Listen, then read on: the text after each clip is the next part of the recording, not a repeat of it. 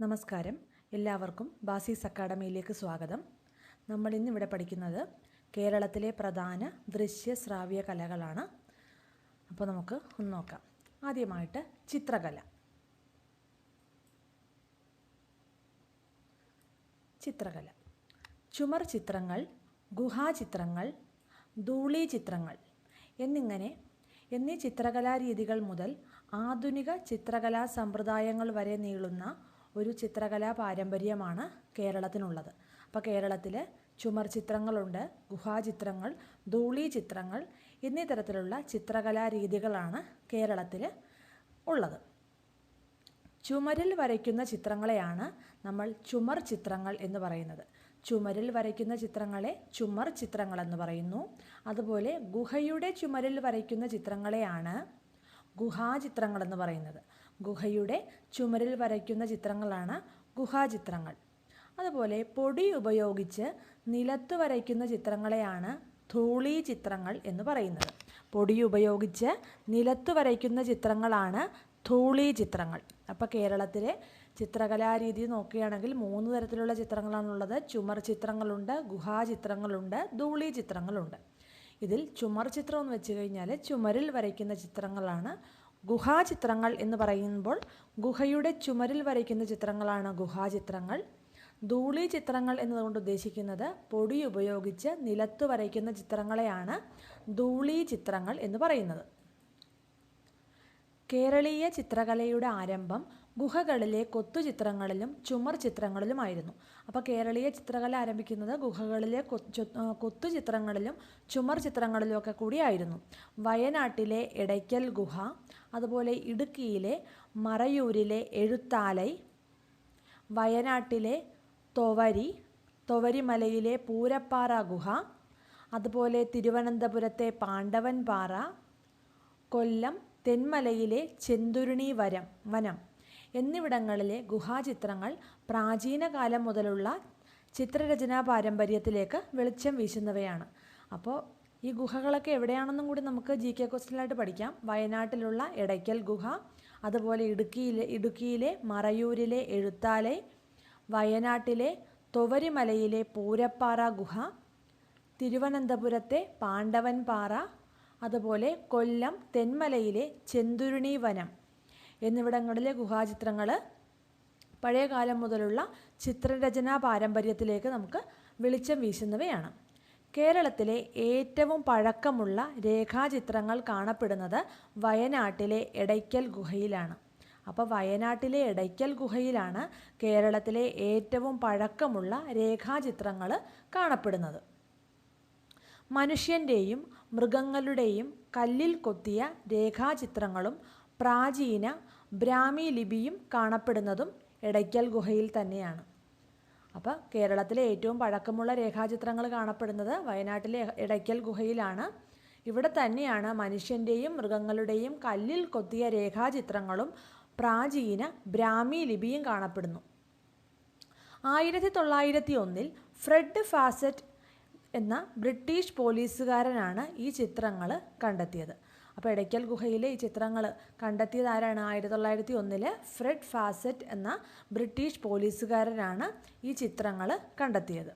അപ്പോൾ ഇത്രയുമാണ് ചിത്രകലയുമായി ബന്ധപ്പെട്ട് നമ്മൾ ബേസിക്കായിട്ട് അറിഞ്ഞിരിക്കേണ്ടത്. അടുത്തത് ചുമർ ചിത്രകലയാണ്. ചുമർ ചിത്രകല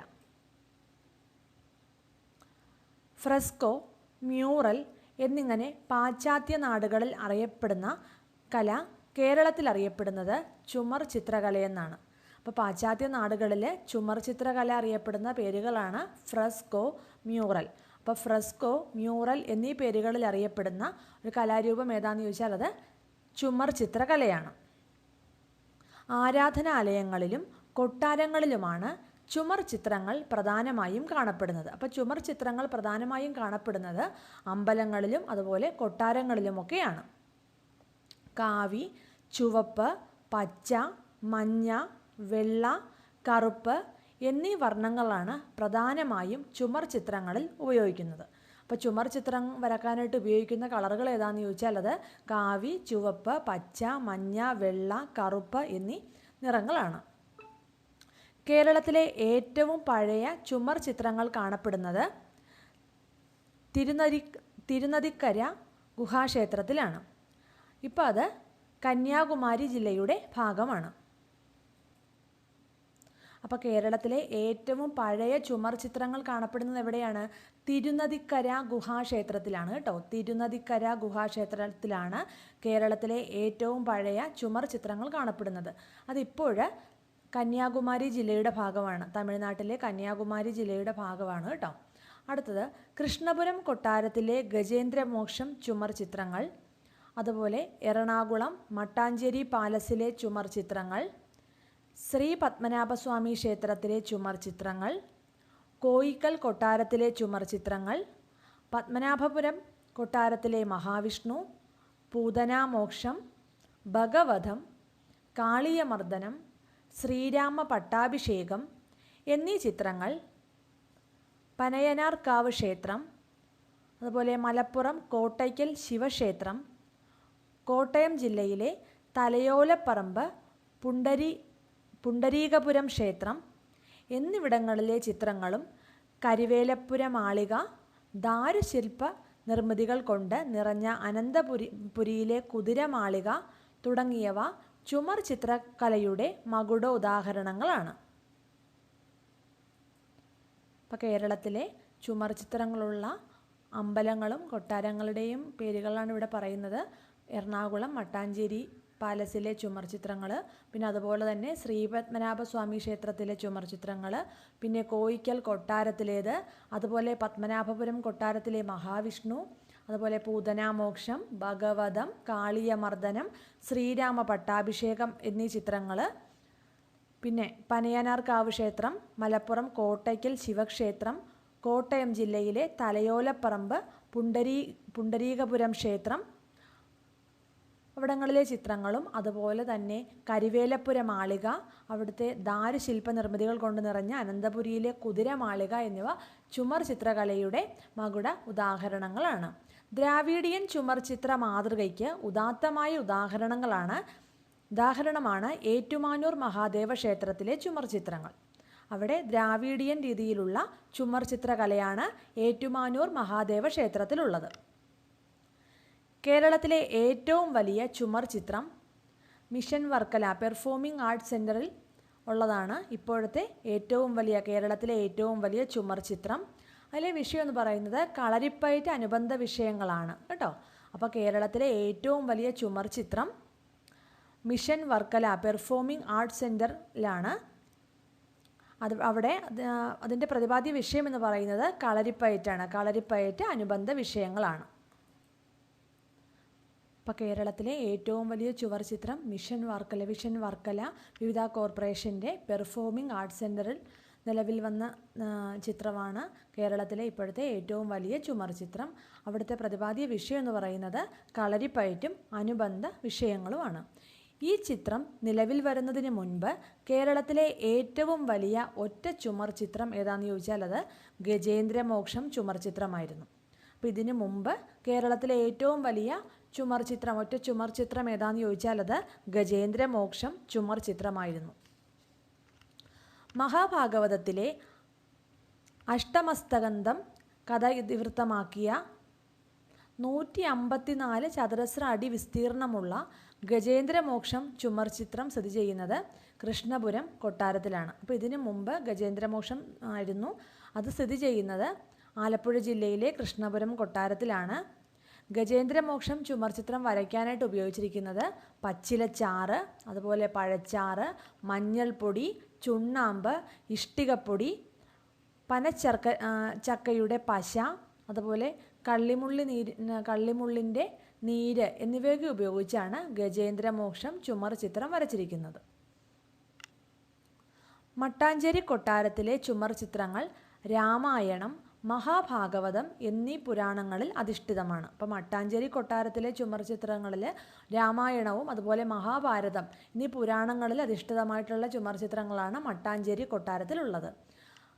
മട്ടാഞ്ചേരി കൊട്ടാരത്തിൽ ഗിരിജാ കല്യാണം, അതുപോലെ രാമഭരത ലക്ഷ്മണന്മാരുടെ ജനനം ശ്രദ്ധീകരിക്കുന്ന ചിത്രീകരിക്കുന്ന ചുമർ ചിത്രമൊക്കെ കാണപ്പെടുന്നത് മട്ടാഞ്ചേരി കൊട്ടാരത്തിലാണ്. ഗിരിജാ കല്യാണമൊക്കെ ചോദിച്ചിട്ടുള്ളതാണ് കേട്ടോ.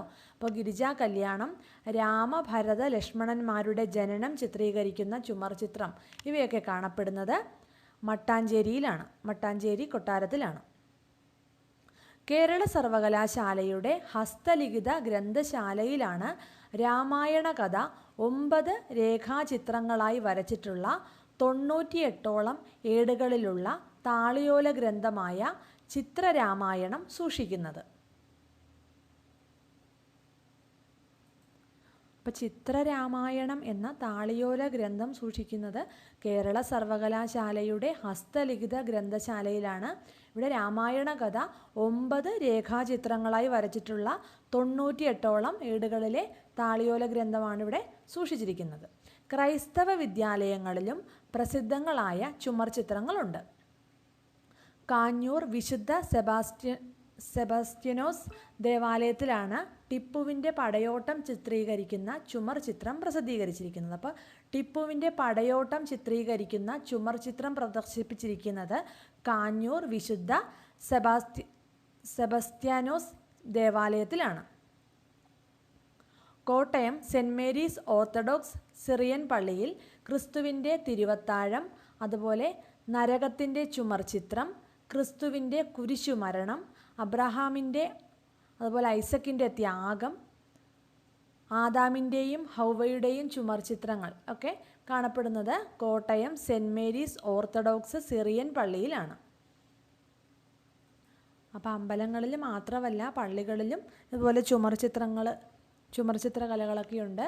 അതാണ് നമ്മൾ പറഞ്ഞു വരുന്നത്. അപ്പോൾ Kottayam Saint Mary's Orthodox Syrian പള്ളിയിൽ ക്രിസ്തുവിൻ്റെ തിരുവത്താഴം, അതുപോലെ നരകത്തിൻ്റെ ചുമർ ചിത്രം, ക്രിസ്തുവിൻ്റെ കുരിശുമരണം, അബ്രഹാമിൻ്റെ ഐസക്കിൻ്റെ ത്യാഗം, ആദാമിൻ്റെയും ഹൗവയുടെയും ചുമർ ചിത്രങ്ങളൊക്കെ ഉണ്ട്. അടുത്തത് കളമെഴുത്ത്, മുഖമെഴുത്ത്, കോലമെഴുത്ത്, മുഖാവരണങ്ങൾ, പത്മങ്ങൾ തുടങ്ങിയവയും കേരളീയ ചിത്രകലയുടെ പ്രാചീന രൂപങ്ങളാണ്. അപ്പോൾ കളമെഴുത്ത്, മുഖമെഴുത്ത്, കോലമെഴുത്ത്, മുഖാവരണങ്ങൾ, പത്മങ്ങൾ തുടങ്ങിയവയും കേരളീയ ചിത്രകലയുടെ പ്രാചീനമായ രൂപങ്ങളാണ്. കേരളത്തിലെ തമിഴ് ബ്രാഹ്മണർക്കിടയിൽ പ്രചാരമുള്ള ചിത്രകലാരീതിയാണ് കോലമെഴുത്ത്. അപ്പോൾ തമിഴ് ബ്രാഹ്മണർക്കിടയിലുള്ള പ്രചാരമുള്ള ചിത്രകലാരീതി ഏതാണ്? കോലമെഴുത്താണ്. അവർ രാവിലെ തന്നെ കോലമെഴുതും വീടിൻ്റെ മുറ്റത്ത്. അതാണ് കോലമെഴുത്തുന്നതുകൊണ്ട് ഉദ്ദേശിക്കുന്നത്. അരിപ്പൊടി കൊണ്ട് ദേവന്മാരുടെയും ദേവതകളുടെയും രൂപം മനോഹരമായ വർണ്ണങ്ങൾ ഉപയോഗിച്ച് നിലത്ത് വരയ്ക്കുന്ന ഒരു ക്ഷേത്ര അനുഷ്ഠാന കലാരൂപമാണ് കളമെഴുത്ത്. അപ്പോൾ ദേവന്മാരുടെയും അതുപോലെ ദേവതകളുടെയും ഒക്കെ രൂപം മനോഹരമായ വർണ്ണങ്ങൾ ഉപയോഗിച്ച് പല നിറങ്ങളിൽ നിലത്ത് വരയ്ക്കുന്ന ക്ഷേത്ര അനുഷ്ഠാന കലാരൂപമാണ് കളമെഴുത്ത്. കളമെഴുത്ത് പ്രധാനമായും നടത്തുന്നത് ഭദ്രകാളി ക്ഷേത്രങ്ങൾ, അതുപോലെ സർപ്പക്കാവുകൾ, അയ്യപ്പൻ ക്ഷേത്രങ്ങൾ എന്നിവിടങ്ങളിലാണ്. അപ്പോൾ കളമെഴുത്ത് പ്രധാനമായിട്ടുള്ളത് സർപ്പക്കാവുകളിലും ഭദ്രകാളി ക്ഷേത്രങ്ങളിലും അയ്യപ്പൻ ക്ഷേത്രങ്ങളിലുമാണ്. കണിയാൻ, പുള്ളുവൻ, മലയൻ, വേലന്മാർ, മണ്ണാർ എന്നിവരാണ് പ്രധാനമായും കളമെഴുത്ത് വരയ്ക്കുന്ന വിഭാഗങ്ങൾ. അപ്പോൾ കളമെഴുത്ത് വരയ്ക്കുന്ന വിഭാഗങ്ങളാണ് കണിയാൻ, പുള്ളുവൻ, മലയൻ, വേലന്മാർ, മണ്ണാർ എന്നീ വിഭാഗത്തിൽപ്പെടുന്നവർ. അനുഷ്ഠാന കലകളിൽ കലാകാരന്മാരുടെ മുഖത്ത് നടത്തുന്ന ചായമിടലാണ് മുഖത്തെഴുത്ത്. അപ്പോൾ അനുഷ്ഠാന കലകൾ, അതായത് ഇപ്പോൾ കഥകളി, തെയ്യം അതുപോലെയുള്ള അനുഷ്ഠാന കലകളിൽ കലാകാരന്മാരുടെ മുഖത്ത് നടത്തുന്ന ചായമിടലിനെ പറയുന്ന പേരാണ് മുഖത്തെഴുത്ത്. മുഖത്തെഴുത്ത് ഉപയോഗിക്കുന്നത് നമ്മൾ പറഞ്ഞു കഥകളി, മുടിയേറ്റ്, തെയ്യം, തിറ, കാളിയൂട്ട്, അതുപോലെ തന്നെ കൃഷ്ണനാട്ടം, കൂടിയാട്ടം, കൂത്ത് എന്നീ കലാരൂപങ്ങളിലാണ്. പ്രധാന മുഖമെഴുത്തു രീതികൾ പുള്ളിട്ടെഴുത്ത്, അതുപോലെ ശങ്കിട്ടെഴുത്ത്, ഹനുമാന് കണ്ണിട്ടെഴുത്ത്, മാൻ കണ്ണിട്ടെഴുത്ത്, വട്ടക്കണ്ണിട്ടെഴുത്ത്, 5 പുള്ളിയിട്ടെഴുത്ത്, അങ്ങനെ പലതരത്തിലുള്ള മുഖത്തെഴുത്തുകളുണ്ട്. അപ്പോൾ പ്രധാനപ്പെട്ട മുഖത്തെഴുത്ത് രീതികളാണ് നമ്മൾ പറയുന്നത്. പുള്ളിട്ടെഴുത്ത്, ശങ്കിട്ടെഴുത്ത്, ഹനുമാന് കണ്ണിട്ടെഴുത്ത്, മാൻ കണ്ണിട്ടെഴുത്ത്, വട്ടക്കണ്ണിട്ടെഴുത്ത്, 5 പുള്ളിയിട്ടെഴുത്ത് എന്നിവയാണ്. അടുത്തത് കവചം എന്ന് വിളിക്കപ്പെടുന്ന ചുമർ ചിത്രങ്ങളിലെ പുരുഷ മേൽവസ്ത്രം കഥകളിയിലെ പുരുഷവേഷത്തിന് സമാനമാണ്. നാടോടി ചിത്രകലയുടെ മറ്റൊരു രൂപമായ മുഖാവരണം കമുകിൻ പാളയിൽ വിവിധ നിറങ്ങളുടെ സഹായത്താൽ രൂപം കൊടുക്കുന്ന പൊയ്മുഖങ്ങളാണ്. അപ്പം നാടോടി ചിത്രകലയുടെ മറ്റൊരു രൂപമായ മുഖാവരണം ഉപയോഗിക്കുന്നത് കമുകിൻ്റെ പാളയിൽ വിവിധ നിറങ്ങളുടെ സഹായത്തോടെ രൂപം കൊടുക്കുന്ന മുഖങ്ങളാണ്. അടുത്തത് മാന്ത്രിക താന്ത്രിക പൂജകൾക്കായി പല നിറത്തിലുള്ള പൊടികൾ കൊണ്ട് പല ആകൃതിയിൽ നിർമ്മിക്കുന്ന കളങ്ങളെയാണ് പത്മങ്ങൾ എന്ന് പറയുന്നത്. മാന്ത്രിക താന്ത്രിക പൂജകൾക്കായിട്ട് വിവിധ തരത്തിലുള്ള പൂജയുണ്ടല്ലോ, മാന്ത്രികമായിട്ടും താന്ത്രികമായിട്ടുള്ള പൂജകൾക്ക് പല നിറത്തിലുള്ള പൊടികൾ കൊണ്ട് പല ആകൃതിയിൽ നിർമ്മിക്കുന്ന കളങ്ങളെയാണ് നമ്മൾ പത്മങ്ങൾ എന്നതുകൊണ്ട് ഉദ്ദേശിക്കുന്നത്. അപ്പോൾ ചുമർ ചിത്രകലയുമായിട്ട് ബന്ധപ്പെട്ട് നമ്മൾ ഇത്രയും കാര്യങ്ങളാണ് അടിസ്ഥാനമായിട്ട് അറിഞ്ഞിരിക്കുന്നത്. അടുത്തത് നമ്മൾ നോക്കുന്നത് ആധുനിക ചിത്രകലയാണ്. ആധുനിക ചിത്രകല. ആധുനിക ഇന്ത്യൻ ചിത്രകലയുടെ സ്ഥാപകൻ എന്നറിയപ്പെടുന്നത് രാജാ രവിവർമ്മയാണ്. ആധുനിക ഇന്ത്യൻ ചിത്രകലയുടെ സ്ഥാപകൻ എന്നറിയപ്പെടുന്നത് രാജാ രവിവർമ്മയാണ്. ആധുനിക ചിത്രകലയുടെ ശൈലികൾ ലോകമെമ്പാടും അവതരിപ്പിക്കപ്പെട്ടത് രാജാ രവിവർമ്മയുടെ ചിത്രങ്ങളിലൂടെയാണ്. അപ്പോൾ ഇന്ത്യയിൽ ആധുനിക ഇന്ത്യൻ ചിത്രകലയുടെ സ്ഥാപകൻ അല്ലെങ്കിൽ പിതാവെന്നൊക്കെ അറിയപ്പെടുന്നത് രാജാ രവിവർമ്മയാണ്. അദ്ദേഹത്തിൻ്റെ ചിത്രകലയുടെ ശൈലികൾ ലോകമെമ്പാടും അവതരിപ്പിക്കപ്പെട്ടത് ആധുനിക ചിത്രകലയുടെ ശൈലികൾ ലോകമെമ്പാടും അവതരിപ്പിക്കപ്പെട്ടത് രാജാ രവിവർമ്മയുടെ ചിത്രങ്ങളിലൂടെയാണ്. ആധുനിക ചിത്രകലയുടെ ചരിത്രത്തിൽ മദ്രാസ് സ്കൂൾ ഓഫ് ആർട്സ് എന്ന കലാപ്രസ്ഥാനം വളരെയധികം സ്വാധീനം ചെലുത്തിയിട്ടുണ്ട്. അപ്പോൾ ആധുനിക ചിത്രകലാ ചരിത്രത്തിൽ മദ്രാസ് സ്കൂൾ ഓഫ് ആർട്സ് എന്ന സ്ഥാപനം നടത്തിയിട്ടുള്ള സ്വാധീനം വളരെ വലുതാണ്. മദ്രാസ് സ്കൂൾ ഓഫ് ആർട്സിൻ്റെ പ്രിൻസിപ്പലും പ്രമുഖ ശില്പിയുമായിരുന്ന ദേവി പ്രസാദ് റോയി ചൗധരിയുടെ ശിഷ്യനായിരുന്ന KCS പണിക്കരാണ് കേരളീയ ചിത്രകലയിലെ പ്രമുഖ ഒരു വ്യക്തിത്വമാണ് അദ്ദേഹം. അപ്പോൾ KCS പണിക്കർ അദ്ദേഹം ആരായിരുന്നു? അപ്പോൾ കേരളത്തിലെ ചിത്രകലാരീതിക്ക് അതിൻ്റേതായ ഒരു പേര് ഉണ്ടാക്കി തന്ന വ്യക്തിയാണ് KCS പണിക്കർ. അദ്ദേഹം മദ്രാസ് സ്കൂൾ ഓഫ് ആർട്സിൻ്റെ പ്രിൻസിപ്പലും അതുപോലെ പ്രമുഖ ശില്പിയുമായിരുന്ന ദേവി പ്രസാദ് റോയി ചൗധരിയുടെ പ്രമുഖ ശിഷ്യനായിരുന്നു.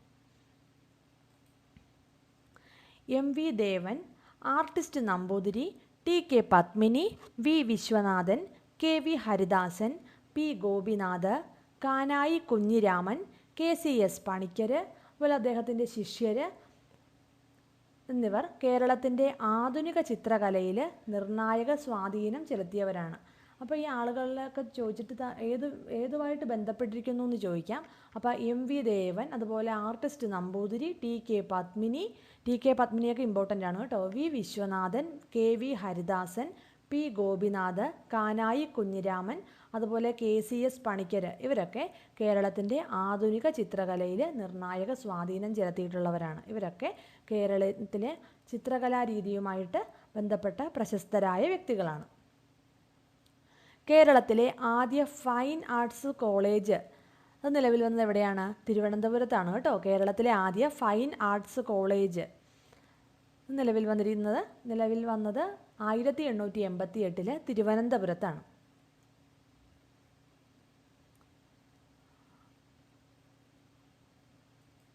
അടുത്തത് ശില്പകലയാണ്. നമുക്ക് ശില്പകല നോക്കാം. അപ്പോൾ കല്ല്, തടി, കളിമണ്ണ് എന്നിവയിൽ വാർത്തെടുത്തതോ കൊത്തിയെടുത്തോ ഉണ്ടാക്കുന്നവയാണ് ശില്പങ്ങൾ എന്നുകൊണ്ട് ഉദ്ദേശിക്കുന്നത്. അപ്പോൾ കല്ലിൽ നമുക്ക് ശില്പം ഉണ്ടാക്കാം, തടി കൊണ്ടുണ്ടാക്കാം, കളിമണ്ണ് കൊണ്ടുണ്ടാക്കാം.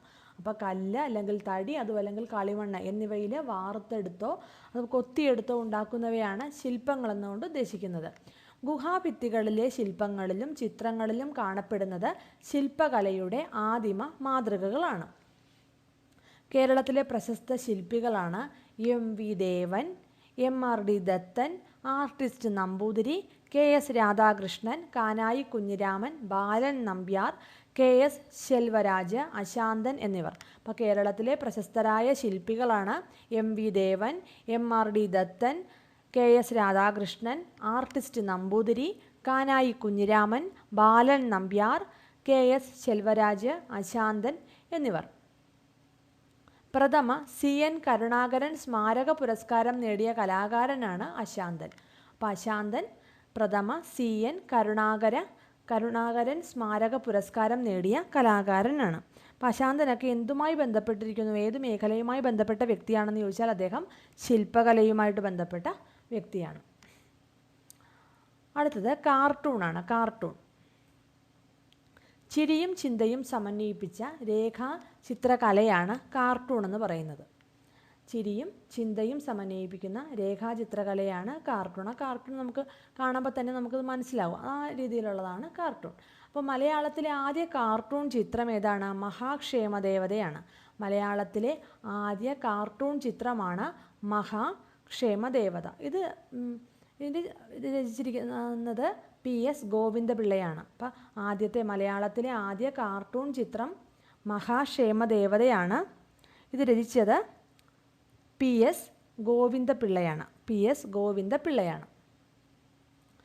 ഇന്ത്യയിലെ രാഷ്ട്രീയ കാർട്ടൂണിൻ്റെ പിതാവായി കണക്കാക്കുന്നത് കാർട്ടൂണിസ്റ്റ് ശങ്കറാണ് കേട്ടോ. ഇന്ത്യയിലെ രാഷ്ട്രീയ കാർട്ടൂണിൻ്റെ പിതാവായി കണക്കാക്കുന്നത് കാർട്ടൂണിസ്റ്റ് ശങ്കർ. ശങ്കേഴ്സ് വീക്ക്ലിയുടെ സ്ഥാപകനും 1957 ചിൽഡ്രൻസ് ബുക്ക് ട്രസ്റ്റും 1965 ചിൽഡ്രൻസ് ഇൻ്റർനാഷണൽ ഡോൾസ് മ്യൂസിയവും സ്ഥാപിച്ചത് കാർട്ടൂണിസ്റ്റ് ശങ്കറാണ്. അപ്പോൾ 1957 ചിൽഡ്രൻസ് ബുക്ക് ട്രസ്റ്റ്, അതുപോലെ 1965 ചിൽഡ്രൻസ് ഇൻ്റർനാഷണൽ ഡോൾസ് മ്യൂസിയം എന്നിവ സ്ഥാപിച്ചത് കാർട്ടൂണിസ്റ്റ് ശങ്കറാണ്. ഇത്തിരി നേരം പോക്ക്, ഇത്തിരി ദർശനം എന്ന പ്രശസ്ത കാർട്ടൂൺ പരമ്പരയും ഇന്ദ്രപ്രസ്ഥം എന്ന രാഷ്ട്രീയ വിശകലന പരമ്പരയുടെയും സൃഷ്ടാവ് OV വിജയനാണ്. ഒന്ന് ഓർത്തിരിക്കുക, നമുക്ക് പെട്ടെന്ന് ഈ പേര് കിട്ടാൻ ചാൻസ് കുറവാണ്. അപ്പോൾ ഇത്തിരി നേരം പോക്ക്, അതുപോലെ ഇത്തിരി ദർശനം എന്ന പ്രശസ്ത കാർട്ടൂൺ പരമ്പരയും ഇന്ദ്രപ്രസ്ഥം എന്ന രാഷ്ട്രീയ വിശകലന പരമ്പരയുടെയും സൃഷ്ടാവ് ആരാണ്? OV വിജയനാണ് കേട്ടോ. OV വിജയൻ. അതുപോലെ പ്രശസ്തമായ കാർട്ടൂണുകളാണ് ബോബനും മോളിയും, അതുപോലെ കുഞ്ചുക്കുറുപ്പ്, അപ്പി ഹിപ്പി, ഉണ്ണിക്കുട്ടൻ എന്നീ കാർട്ടൂൺ കഥാപാത്രങ്ങളുടെ സൃഷ്ടാവ് ആരാണ്? VT തോമസാണ്. അപ്പോൾ ബോബനും മോളിയൊക്കെ നമുക്ക് സുപരിചിതമായിട്ടാണ് ഉള്ളതാണ്. ബോബനും മോളിയും, അതുപോലെ കുഞ്ചുക്കുറുപ്പ്, അപ്പി ഹിപ്പി, ഉണ്ണിക്കുട്ടൻ എന്നീ കാർട്ടൂൺ കഥാപാത്രങ്ങളുടെ സൃഷ്ടാവ് VT തോമസാണ്. ഗുരുജി, രാമു എന്നീ കഥാപാത്രങ്ങൾ G അരവിന്ദൻ്റെ ചെറിയ മനുഷ്യരും വലിയ ലോകവും എന്ന കാർട്ടൂൺ പരമ്പരയിലേതാണ്. അപ്പോൾ ചെറിയ മനുഷ്യരും വലിയ ലോകവും എന്ന കാർട്ടൂൺ പരമ്പര G അരവിന്ദൻ്റെയാണ്. അതിലെ കഥാപാത്രങ്ങളാണ് ഗുരുജി, രാമു എന്നിവർ. കേരളത്തിലെ പ്രധാന കാർട്ടൂണിസ്റ്റുകളാണ് നമ്മൾ നോക്കുന്നത്. അബു എബ്രഹാം, VM ഗഫൂർ, യേശുദാസൻ, PK മന്ത്രി, അതുപോലെ ഗോപികൃഷ്ണൻ. അപ്പോൾ കേരളത്തിലെ പ്രധാന കാർട്ടൂണിസ്റ്റുകളാണ് അബു എബ്രഹാം, VM ഗഫൂർ, യേശുദാസൻ, PK മന്ത്രി, ഗോപികൃഷ്ണൻ. യേശുദാസനൊക്കെ ചോദിച്ചിട്ടുണ്ട് കേട്ടോ. യേശുദാസൻ ഏത് മേഖലയുമായിട്ട് ബന്ധപ്പെട്ട ആളാണ്? കാർട്ടൂണിസ്റ്റാണ് കേട്ടോ അദ്ദേഹം. അടുത്തത് കേരള ലളിതകലാ അക്കാദമിയുടെ Shankar memorial national cartoon museum and art gallery സ്ഥിതി ചെയ്യുന്നത് കായംകുളത്താണ്. കായംകുളത്ത് കൃഷ്ണപുരം കൊട്ടാരത്തിലാണ്, ആലപ്പുഴ ജില്ലയിലാണ് കേട്ടോ. അപ്പോൾ കേരള ലളിതകലാ അക്കാദമിയുടെ Shankar memorial national cartoon museum and art gallery സ്ഥിതി ചെയ്യുന്നത് കായംകുളത്തെ കൃഷ്ണപുരം കൊട്ടാരത്തിലാണ്. അടുത്തത് സോപാന സംഗീതമാണ്. സോപാന സംഗീതം കേരളത്തിൻ്റെ തനതു സംഗീത സമ്പ്രദായമാണ് സോപാന സംഗീതം. അപ്പോൾ കേരളത്തിലെ തനത് സംഗീത സമ്പ്രദായം ഏതാണെന്ന് ചോദിച്ചാൽ അത് സോപാന സംഗീതമാണ്. ക്ഷേത്രങ്ങളിലെ ദിനചര്യകളുടെ ഭാഗമായിട്ട് ശ്രീകോവിലിനടുത്തുള്ള സോപാനപ്പടിയിൽ നിന്നുകൊണ്ട് ആലപിക്കുന്ന സംഗീത സമ്പ്രദായം എന്ന നിലയിലാണ് സോപാന സംഗീതം എന്ന പേര് വന്നത്. അപ്പം ക്ഷേത്രത്തിൽ പോകുമ്പോൾ നമുക്കറിയാം, ക്ഷേത്രത്തിൽ സോപാനപ്പടിയിൽ നിന്നുകൊണ്ടാണ് ഈ ഗാനം ആലപിക്കുന്നത്. അതുകൊണ്ടാണ് ഇതിന് സോപാന സംഗീതം എന്ന പേര് വന്നത്. സോപാന സംഗീതത്തിൽ ഉപയോഗിക്കുന്ന പ്രധാന സംഗീത ഉപകരണമാണ് ഇടയ്ക്ക. അത് ചോദിക്കാറുണ്ട്. അപ്പോൾ സോപാന സംഗീതത്തിൽ ഉപയോഗിക്കുന്ന പ്രധാന സംഗീത ഉപകരണം ഏതാണ്? ഇടയ്ക്കയാണ്, മറന്നു പോകരുത്. സോപാന സംഗീതത്തിൽ ഉപയോഗിക്കുന്ന പ്രധാനപ്പെട്ട സംഗീത ഉപകരണമാണ് ഇടയ്ക്ക. സ്വാതി തിരുനാൾ മഹാരാജാവിൻ്റെ ആസ്ഥാന ഗായകരിൽ പ്രമുഖനായ ഷഡ്കാല ഗോവിന്ദമാരാരാണ് സോപാന സംഗീത ശാഖയിലെ സംഗീതജ്ഞരിൽ പ്രഥമഗണനീയനായിട്ടുള്ളത്. ഇപ്പോൾ സ്വാതി തിരുനാൾ മഹാരാജാവിൻ്റെ ആസ്ഥാന ഗായകരിൽ പ്രമുഖനായ വ്യക്തിയായിരുന്നു ഷഡ്കാല ഗോവിന്ദമാരാര്. അദ്ദേഹമായിരുന്നു സോപാന സംഗീത ശാഖയിലെ പ്രധാനപ്പെട്ട സംഗീതജ്ഞനായിട്ട് നമുക്ക് കണക്കാക്കാവുന്നത്. അടുത്തത് കേരളത്തിൽ നോക്കുകയാണെങ്കിൽ ഞെരളത്ത് രാമപൊതുവാൾ. അപ്പോൾ കേരളത്തിലെ സോപാന സംഗീതത്തിൻ്റെ പ്രധാനപ്പെട്ട വക്താവാണ് ഞെരളത്ത് രാമപൊതുവാൾ. ഓർക്കുക, ഞെരളത്ത് രാമപൊതുവാൾ പ്രധാനപ്പെട്ട ഒരു സോപാന സംഗീതജ്ഞനാണ് അദ്ദേഹം. കഥകളിയിൽ ഉപയോഗിക്കുന്ന സംഗീതം ചോദിക്കാറുണ്ട്. കഥകളിയിൽ ഉപയോഗിക്കുന്ന സംഗീതം ഏതാണ്? സോപാന സംഗീതമാണ് കേട്ടോ. അപ്പോൾ സോപാന സംഗീതമാണ് കഥകളിയിൽ ഉപയോഗിക്കുന്ന സംഗീതം. സോപാന സംഗീത ശൈലിയിൽ പാടിവരുന്ന പ്രധാന കൃതിയാണ് ജയദേവരുടെ അഷ്ടപതി. അപ്പോൾ ജയദേവരുടെ അഷ്ടപതി സോപാന ശൈലിയിൽ പാടിവരുന്ന ഒരു പ്രധാനപ്പെട്ട കൃതിയാണ് ജയദേവരുടെ അഷ്ടപതി. സോപാന സംഗീതത്തിൻ്റെ രണ്ട് കൈവഴികളാണ്. രണ്ട് രീതിയിലുള്ള സോപാന സംഗീതമുണ്ട്. അത് കൊട്ടിപ്പാടി സേവയും രംഗസോപാനവുമാണ്. സോപാന സംഗീതത്തിലെ ഏറ്റവും പ്രധാനപ്പെട്ട ശാഖയാണ് അരങ്ങ് സംഗീതം.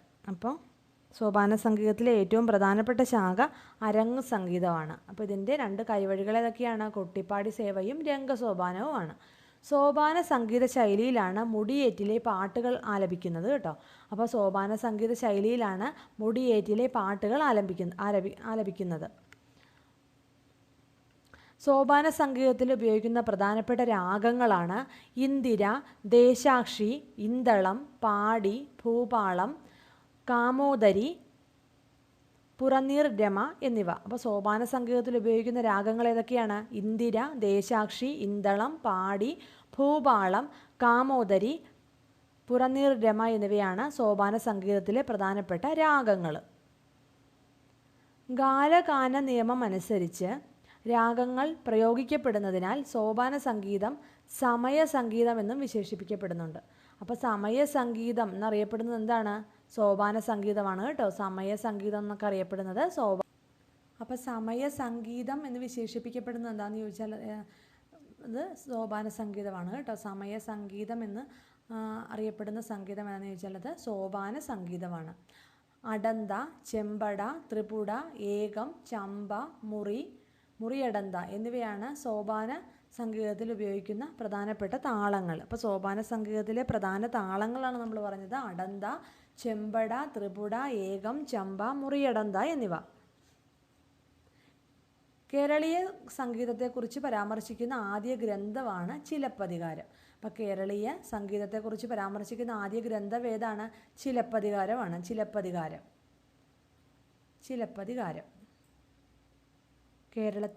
കേരളീയ സംഗീതത്തെക്കുറിച്ച് പരാമർശിക്കുന്ന ആദ്യ ഗ്രന്ഥമാണ് ചിലപ്പതികാരം. ചിലപ്പതികാരം രചിച്ചത് ആരാണ്? ഇളങ്കോ വടികളാണ് കേട്ടോ. അപ്പോൾ ചിലപ്പതികാരം രചിച്ചത് ഇളങ്കോ വടികളാണ്. ചേര രാജവംശത്തിലാണ് ഇദ്ദേഹം പിറന്നത്. സംഘകാലത്തിലേതാണ് കേട്ടോ.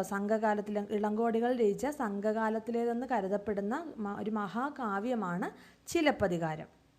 തമിഴിലെ പഞ്ചമഹാകാവ്യങ്ങളിൽ ഒന്നാണിത്. അപ്പോൾ തമിഴിലെ 5 മഹാകാവ്യങ്ങളിൽ ഒന്നായിട്ടുള്ള ഒരു കൃതിയാണ് ഏത്? ചിലപ്പതികാരം. അപ്പോൾ ചിലപ്പതികാരം രചിച്ചത് ഇളങ്കോ വടികളാണ്. അടുത്തത് കർണാടക സംഗീതമാണ്. കർണാടക സംഗീതം. കേരളത്തിൽ കർണാടക സംഗീതം എന്നറിയപ്പെടുന്ന ആധുനിക ദക്ഷിണേന്ത്യൻ സംഗീതം പ്രചരിച്ചു തുടങ്ങിയത് തിരുവിതാംകൂർ മഹാരാജാവായിരുന്ന സ്വാതി തിരുനാളിൻ്റെ കാലത്താണ്. അപ്പോൾ കേരളത്തിൽ കർണാടക സംഗീതത്തിന് പ്രാധാന്യമൊക്കെ കിട്ടിയത് തിരുവിതാംകൂർ രാജാവായിരുന്ന സ്വാതി തിരുനാളിൻ്റെ കാലത്താണ്. പുരന്ദരദാസാണ് കർണാടക സംഗീതത്തിൻ്റെ പിതാവായിട്ട് കണക്കാക്കുന്നത്. അപ്പോൾ കർണാടക സംഗീതത്തിൻ്റെ പിതാവ് എന്നറിയപ്പെടുന്ന ആരാണ്? പുരന്ദരദാസാണ്. അപ്പോൾ ആധുനിക ദക്ഷിണേന്ത്യൻ സംഗീതം പ്രചരിച്ചു തുടങ്ങിയത് തിരുവിതാംകൂർ മഹാരാജാവായിരുന്ന സ്വാതി തിരുനാളിൻ്റെ കാലത്താണ് കേട്ടോ. അപ്പോൾ കേരളത്തിലെ കർണാടക സംഗീതം ഒക്കെ പ്രചരിച്ചു തുടങ്ങിയത് തിരുവിതാംകൂർ രാജാവായിരുന്ന സ്വാതി തിരുനാളിൻ്റെ കാലത്താണ്. കർണാടക സംഗീതത്തിൻ്റെ പിതാവ് എന്നറിയപ്പെടുന്നത് പുരന്ദരദാസാണ്. അപ്പോൾ കർണാടക സംഗീതത്തിൻ്റെ പിതാവ് പുരന്ദരദാസും ആധുനിക കർണാടക സംഗീതത്തിൻ്റെ പിതാമഹൻ എന്നറിയപ്പെടുന്നത് ശെമ്മാങ്കുടി ശ്രീനിവാസ അയ്യരുമാണ്. മാറിപ്പോകരുത്.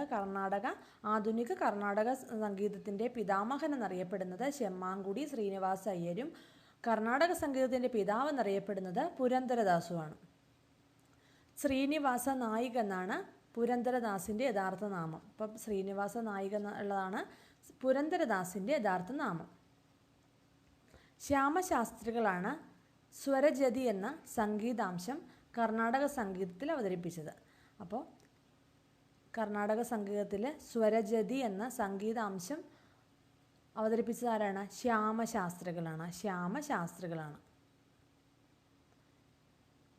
ദക്ഷിണേന്ത്യൻ സംഗീതത്തിന് കർണാടക സംഗീതം എന്ന പേര് ആദ്യമായി നൽകിയത് വിജയനഗര സാമ്രാജ്യത്തിലെ മന്ത്രിയായിരുന്ന വിദ്യാരണ്യയാണ്. അപ്പോൾ ദക്ഷിണേന്ത്യൻ സംഗീതത്തിന് കർണാടക സംഗീതം എന്ന പേര് ആദ്യമായിട്ട് നൽകിയത് വിജയനഗര സാമ്രാജ്യത്തിലെ മന്ത്രിയായിരുന്ന വിദ്യാരണ്യയാണ്.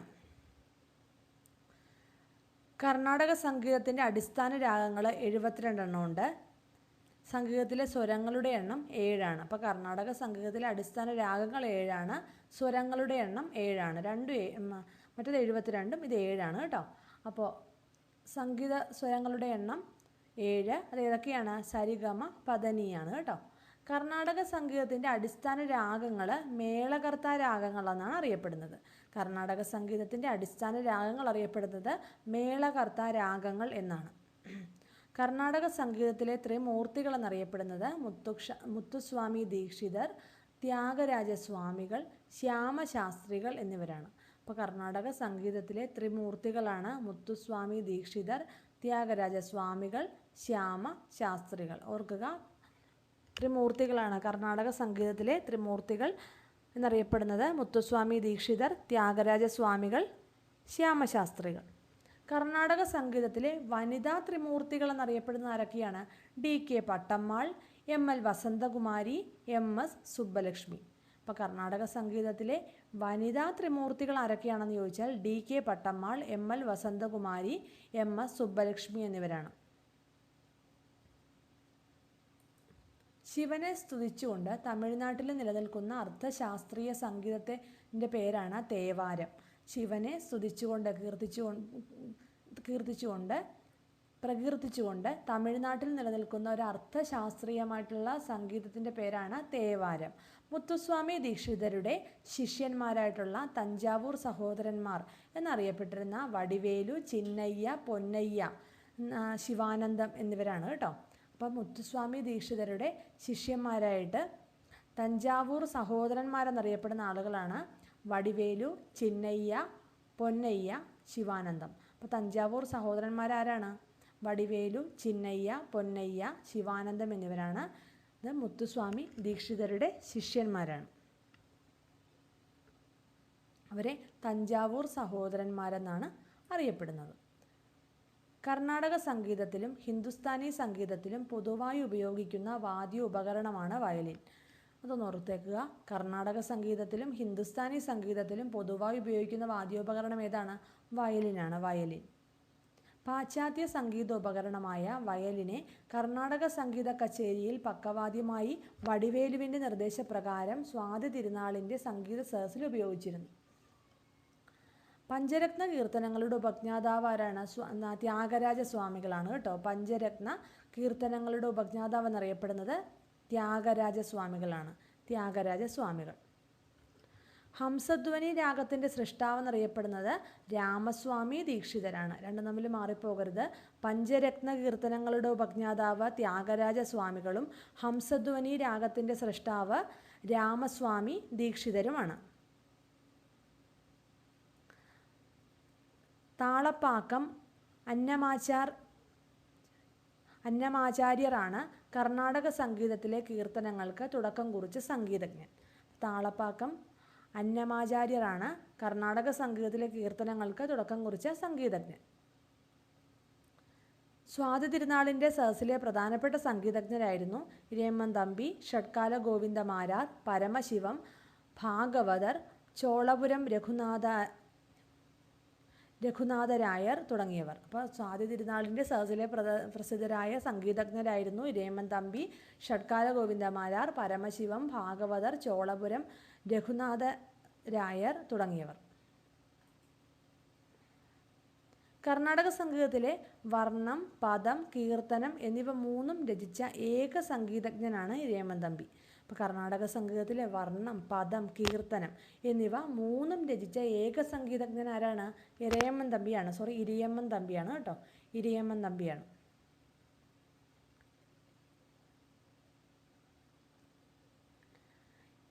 ഇരയിമ്മൻ തമ്പിയുടെ മകളായ കുട്ടിക്കുഞ്ഞു തങ്കച്ചി സ്വാതി തിരുനാളിൻ്റെയും ഇരയിമ്മൻ തമ്പിയുടെയും കാലശേഷം തിരുവിതാംകൂറിൻ്റെ സംഗീതത്തെ ഉജ്ജ്വലമാക്കിയ ഒരു വ്യക്തിയാണ്. അപ്പോൾ ഇരയിമ്മൻ തമ്പിയുടെ മകളായ വ്യക്തിയാണ് കുട്ടിക്കുഞ്ഞു തങ്കച്ചി. അപ്പോൾ സ്വാതി തിരുനാളിൻ്റെയും അതുപോലെ തന്നെ ഇരയിമ്മൻ തമ്പിയുടെയൊക്കെ കാലശേഷം തിരുവിതാംകൂറിലെ സംഗീതത്തെ എല്ലാവരും അറിയപ്പെട്ട രീതിയിലാക്കിയ എൻ്റെ ക്രെഡിറ്റ് ഉള്ളത് കുട്ടിക്കുഞ്ഞു തങ്കച്ചിക്കാണ്.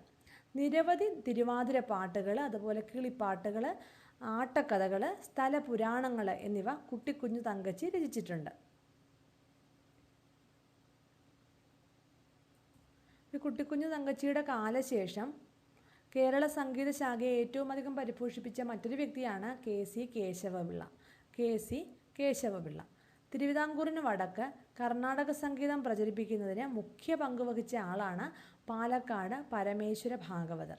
അപ്പോൾ തിരുവിതാംകൂറിൻ്റെ വടക്ക് ഭാഗത്ത് കർണാടക സംഗീതം പ്രചരിപ്പിക്കുന്നതിന് മുഖ്യമായ പങ്ക് വഹിച്ച ഒരു വ്യക്തിയാണ് പാലക്കാട് പരമേശ്വര ഭാഗവതർ. സ്വാതി തിരുനാളിൻ്റെ സംഗീത സദസ്സിൽ നിയമിക്കപ്പെട്ട തിരുവിതാംകൂർ സ്വദേശിയല്ലാത്ത ആദ്യ ആളാണ് പരമേശ്വര ഭാഗവതർ. അപ്പോൾ സ്വാതി തിരുനാളിൻ്റെ സംഗീത സദസ്സിൽ നിയമിക്കപ്പെട്ട തിരുവിതാംകൂർ സ്വദേശിയല്ലാത്ത ആദ്യ ആളാരാണ്? പരമേശ്വര ഭാഗവതർ.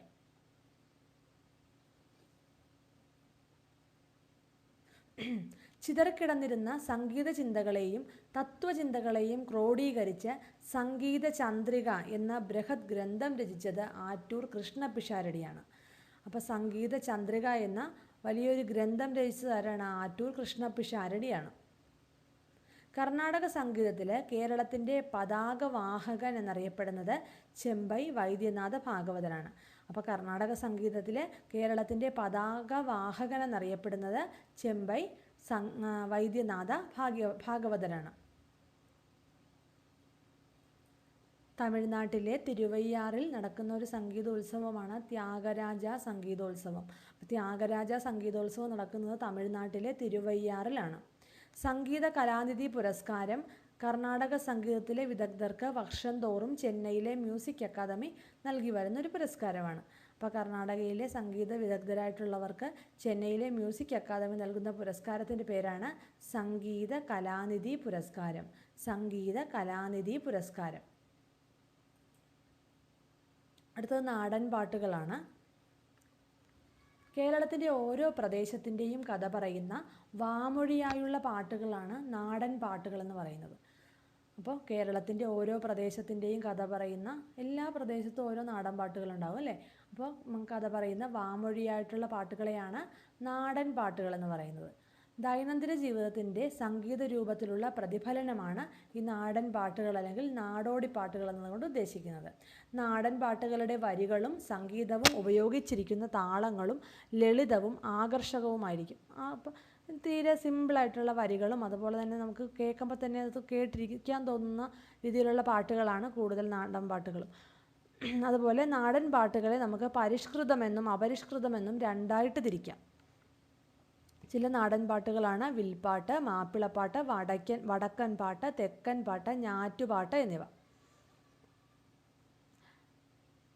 അപ്പോൾ തെക്കൻ പാട്ട് വിഭാഗത്തിൽപ്പെടുന്ന ഒരു നാടൻ പാട്ടാണ് ഇരവിക്കുട്ടി പിള്ളപ്പോർ എന്നത് കേട്ടോ. ഇരവിക്കുട്ടി പിള്ളപ്പോർ പാട്ട് തെക്കൻ പാട്ട് വിഭാഗത്തിലാണ് ഉൾപ്പെടുന്നത്. ഞാറ്റുപാട്ട്, വട്ടിപ്പാട്ട്, വേടൻ പാട്ട്, താനാട്ടം, കാണിപ്പാട്ട്, അടിതളിപ്പാട്ട് തുടങ്ങിയവ അപരിഷ്കൃതമായ നാടൻ പാട്ടുകളാണ്. അപ്പോൾ പരിഷ്കൃതമായ നാടൻ പാട്ടെന്നും അപരിഷ്കൃതമായ നാടൻ പാട്ടെന്നും ഉണ്ട്. അപ്പോൾ ഈ പറഞ്ഞ അപരിഷ്കൃതമായ നാടൻ പാട്ടുകൾ ഏതൊക്കെയാണ്? ഞാറ്റുപാട്ട്, വട്ടിപ്പാട്ട്, വേടൻ പാട്ട്, താനാട്ടം, കാണിപ്പാട്ട്, അടിതളിപ്പാട്ട് എന്നിവയാണ്.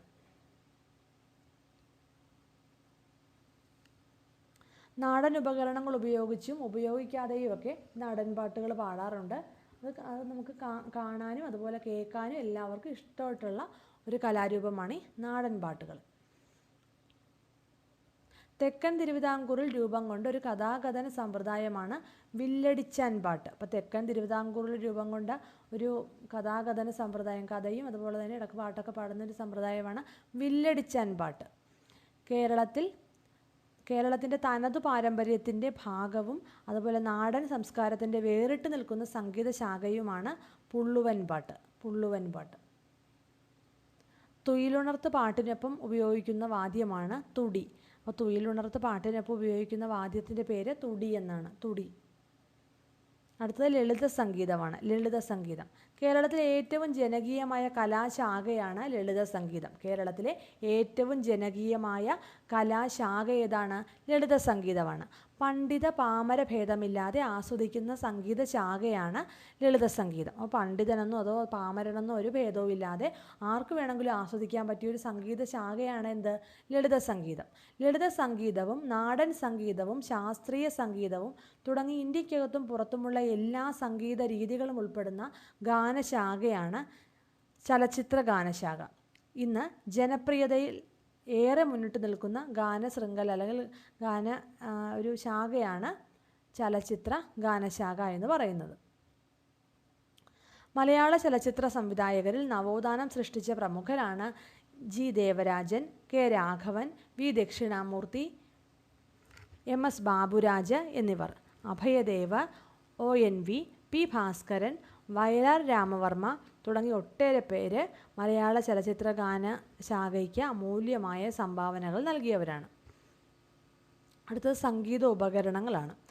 സംഗീത ഉപകരണങ്ങളെക്കുറിച്ചുള്ള പഠനം നമ്മൾ ഏത് പേരിൽ അറിയപ്പെടുന്നതെന്ന് അറിയാമോ? ഓർഗനോളജി എന്നാണ് കേട്ടോ. സംഗീത ഉപകരണങ്ങളെക്കുറിച്ചുള്ള പഠനത്തെ നമ്മൾ പറയുന്ന പേരാണ് ഓർഗനോളജി. മറക്കരുത്, സംഗീത ഉപകരണത്തെ പറ്റിയുള്ള പഠനമാണ് ഓർഗനോളജി. വാദ്യങ്ങളുടെ രാജാവ് എന്നറിയപ്പെടുന്നത് എന്താണ്? വയലിനാണ് കേട്ടോ. വാദ്യങ്ങളുടെ രാജാവ് എന്നറിയപ്പെടുന്നത് വയലിനാണ്. അപ്പോൾ വാദ്യങ്ങളുടെ രാജാവ് എന്നറിയപ്പെടുന്നത് വയലിനാണ്. ഇത് കർണാടക സംഗീതത്തിലും ഹിന്ദുസ്ഥാനി സംഗീതത്തിലും പൊതുവായി ഉപയോഗിക്കുന്ന വാദ്യോപകരണം ചോദിക്കുകയാണെങ്കിലും അത് വയലിനാണ്. അത് നമ്മൾ നേരത്തെ പറഞ്ഞായിരുന്നു. ഏറ്റവും പഴക്കം ചെന്ന സംഗീതോപകരണമാണ് ഡ്രംസ്.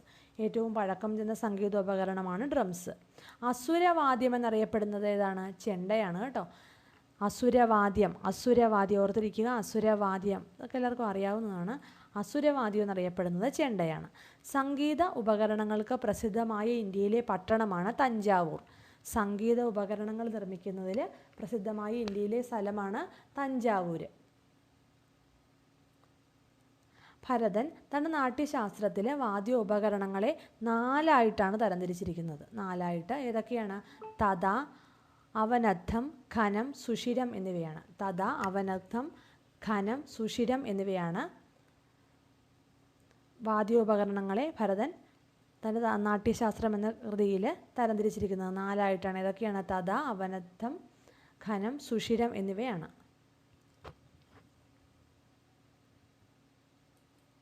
തതവാദ്യം അല്ലെങ്കിൽ തന്ത്രിവാദ്യം എന്നുകൊണ്ട് ഉദ്ദേശിക്കുന്നത് വീണ, വയലിൻ, തമ്പുരു, സിത്താർ, സന്തൂർ എന്നിവരാണ്. അപ്പോൾ തതവാദ്യം ഏതൊക്കെ ഇതിൽപ്പെടുന്നു? വീണയുണ്ട്, വയലിൻ, തമ്പുരു, സിത്താർ, സന്തൂർ ഇതൊക്കെ തതവാദ്യം അല്ലെങ്കിൽ താന്ത്രിവാദ്യമാണ്. അടുത്തത് അവനദ്ധവാദ്യം എന്ന് വെച്ച് കഴിഞ്ഞാൽ തുകൽവാദ്യമാണ്. അവനദ്ധവാദ്യം അല്ലെങ്കിൽ തുകൽവാദ്യം അതിൽപ്പെടുന്നത് ഏതൊക്കെയാണ്? മൃദംഗം, ചെണ്ട, ശുദ്ധമദ്ദളം, തബല, ഇടക്ക, മിഴാവ് എന്നിവയാണ്. അപ്പം മൃദംഗം, ചെണ്ട, ശുദ്ധമദ്ദളം, തബല, ഇടക്ക, മിഴാവ് എന്നിവയാണ് അവനദ്ധവാദ്യം എന്നതുകൊണ്ട് ഉദ്ദേശിക്കുന്നത്. സുഷിരവാദ്യം ഏതൊക്കെയാണ്? ഓടക്കുഴൽ, നാദസ്വരം, ശംഖ്, കുഴൽ ഇതിനൊക്കെ ഒരു സുഷിരം ഉണ്ടാവും. അതാണ് ഉദ്ദേശിക്കുന്നത്. അപ്പോൾ സുഷിരവാദ്യം ഓടക്കുഴൽ, നാദസ്വരം, ശംഖ്, കുഴൽ എന്നിവയാണ്. ഘനവാദ്യം എന്ന് ഉദ്ദേശിക്കുന്നത് എന്താണ്? ഇലത്താളം, ഘടം, ചേങ്ങില, മണി എന്നിവയാണ്. ഘനവാദ്യം എന്നതുകൊണ്ട് ഉദ്ദേശിക്കുന്നത് ഇലത്താളം, ഘടം, ചേങ്ങില, മണി. പഞ്ചവാദ്യത്തിൽ ഉൾപ്പെടുന്ന വാദ്യോപകരണങ്ങളാണ് ഇടയ്ക്ക, ഇലത്താളം, തിമില, മദ്ദളം, കൊമ്പ് എന്നിവ. അപ്പോൾ പഞ്ചവാദ്യത്തിൽ ഉപയോഗിക്കുന്ന വാദ്യോപകരണങ്ങൾ അതൊന്ന് ഓർത്തിരിക്കുക. ഇടക്ക, ഇലത്താളം, തിമില, മദ്ദളം, കൊമ്പ്. ഇത് ഇമ്പോർട്ടൻ്റ് ആണ് കേട്ടോ. പഞ്ചവാദ്യത്തിൽ ഉൾപ്പെടുന്ന വാദ്യ ഉപകരണങ്ങളാണ് ഇടക്കയുണ്ട്, എലത്താളമുണ്ട്, തിമിലയുണ്ട്, മദ്ദളമുണ്ട്, കൊമ്പുണ്ട്. ആധുനിക സംഗീതത്തിൽ വാദ്യ ഉപകരണങ്ങളെ 3ആയിട്ടാണ് വർഗീകരിച്ചിരിക്കുന്നത്. ആധുനിക സംഗീതത്തിലെ വാദ്യ ഉപകരണങ്ങളെ പ്രധാനമായിട്ടും 3ആയിട്ടാണ് തിരിച്ചിരിക്കുന്നത്. ഏതൊക്കെയാണ്? തന്ത്രിവാദ്യങ്ങളുണ്ട്, അതുപോലെ സുഷിരവാദ്യങ്ങളുണ്ട്, മൂന്നാമത്തത് താളവാദ്യങ്ങൾ. അപ്പോൾ തന്ത്രിവാദ്യങ്ങൾ, സുഷിരവാദ്യങ്ങൾ, താളവാദ്യങ്ങൾ എന്നീ 3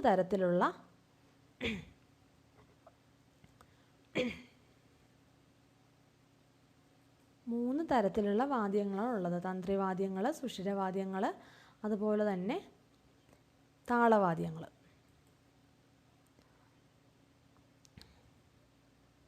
വാദ്യങ്ങൾ നമ്മൾ 3ആയിട്ട് വർഗീകരിക്കുക. ഏതൊക്കെയാണ്? തന്ത്രിവാദ്യങ്ങളെന്നും സുഷിരവാദ്യങ്ങളെന്നും താളവാദ്യങ്ങളെന്നും 3ആയിട്ട് തിരിക്കാം. അപ്പോൾ എന്താണ് തന്ത്രിവാദ്യങ്ങൾ? തതവാദ്യങ്ങൾ അല്ലെങ്കിൽ കമ്പിവാദ്യങ്ങളെന്നൊക്കെ അറിയപ്പെടുന്നത് തന്ത്രിവാദ്യങ്ങളാണ് കേട്ടോ. അപ്പോൾ തന്ത്രിവാദ്യങ്ങളുടെ മറ്റു പേരുകളാണ് തതവാദ്യങ്ങൾ അല്ലെങ്കിൽ കമ്പിവാദ്യങ്ങൾ എന്നൊക്കെ പറയുന്നത് തന്ത്രിവാദ്യങ്ങളാണ് കേട്ടോ. ഇത് 3 വിധത്തിലാണുള്ളത്. ഏതൊക്കെയാണ്? മീട്ടി വായിക്കുന്നവയുണ്ട്, വില്ലുപയോഗിച്ച് വായിക്കുന്നവയുണ്ട്, അടിച്ച് വായിക്കുന്നവയുണ്ട്. മീട്ടി വായിക്കുന്നവയുണ്ട്, അതുപോലെ തന്നെ വില്ലുപയോഗിച്ച് വായിക്കുന്നവയുണ്ട്, അടിച്ച് വായിക്കുന്നവയുണ്ട്. അതാണ് തന്ത്രിവാദ്യങ്ങളെന്ന് പറയുന്നത്. അപ്പം വാദ്യങ്ങളിൽ തന്ത്രികളുടെ കമ്പമനുസരിച്ചാണ് ഇതിൽ നാദം അല്ലെങ്കിൽ ശബ്ദം ഉണ്ടാകുന്നത്. അതായത് ഇപ്പം മീട്ടി വായിക്കുന്നവയ്ക്ക് ഉദാഹരണം വീണ, തമ്പുരു എന്നിവയാണ്. വില്ലുപയോഗിച്ച് വായിക്കുന്നവയ്ക്ക് ഉദാഹരണം വയലിൻ, സാരംഗി എന്നിവയാണ്. അടിച്ച് വായിക്കുന്ന എന്നോട് ഉദ്ദേശിക്കുന്നത് തന്ത്രികളെ ലോഹകഷ്ണം കൊണ്ടോ മരക്കഷ്ണം കൊണ്ടോ ഒക്കെ അടിച്ചോ തട്ടിയോ ഒക്കെ വായിക്കുന്നതിനെയാണ് അടിച്ച് വായിക്കുക എന്നുകൊണ്ട് ഉദ്ദേശിക്കുന്നത്. അതിന് ഉദാഹരണം പിയാനോ, സന്തൂർ എന്നിവയാണ്.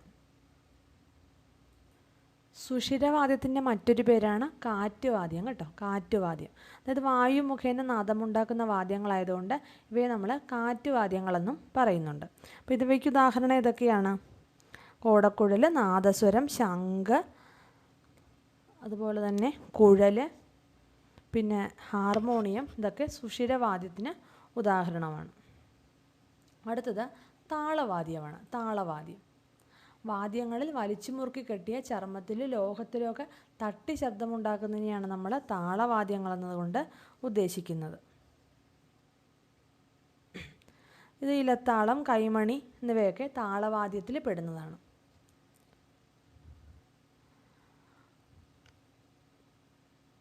ഇപ്പം മൃദംഗം, തബല, ചെണ്ട, തവില് ഇതൊക്കെ താളവാദ്യങ്ങൾക്ക് ഉദാഹരണമാണ്. ഇപ്പം മൃദംഗം, തവില്, തബല, ചെണ്ട എന്നിവയൊക്കെ താളവാദ്യങ്ങൾക്ക് ഉദാഹരണമാണ്. അപ്പോൾ ഇത്രയുമാണ് നമ്മൾ വാദ്യങ്ങളുമായിട്ട് ബന്ധപ്പെട്ട് അറിഞ്ഞിരിക്കേണ്ട കാര്യങ്ങൾ. അപ്പോൾ നമ്മൾ ഇപ്പോൾ നോക്കിയത് കേരളത്തിലെ പ്രധാന ദൃശ്യ ശ്രാവ്യ കലകളാണ്. അപ്പോൾ എല്ലാവർക്കും മനസ്സിലായെന്ന് കരുതുന്നു. Thank you.